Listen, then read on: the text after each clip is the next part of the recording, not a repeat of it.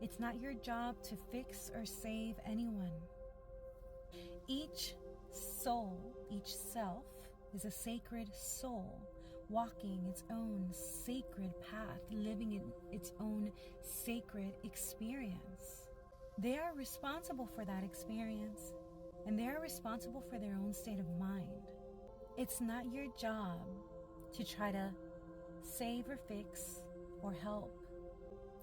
That might be hard for some people to hear, because we've been programmed to believe that to be helpful is to be loving. But there's a difference between helpful and enabling. It's not helpful to enable dysfunctional or toxic behavior.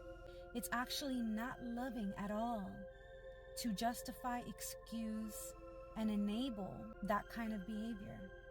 Because when you continuously overlook that behavior, then you are telling that person indirectly, it's okay to treat me this way. It's okay to talk to me this way. It's okay to be this way. There's no natural consequences for your behavior. And that's not a loving thing to do, because that person will perpetuate that cycle. And that's not a loving thing for you either. Let it go. Give that person, give that relationship, give that experience, that situation over to God.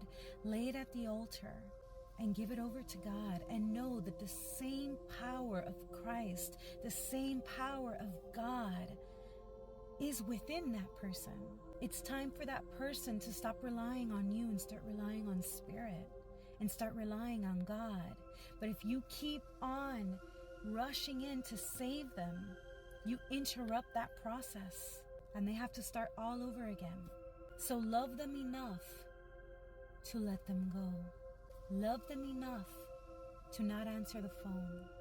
Love them enough to not text them back. Love them enough to let them reclaim their own power in their own way, in their own strength, with the help of God.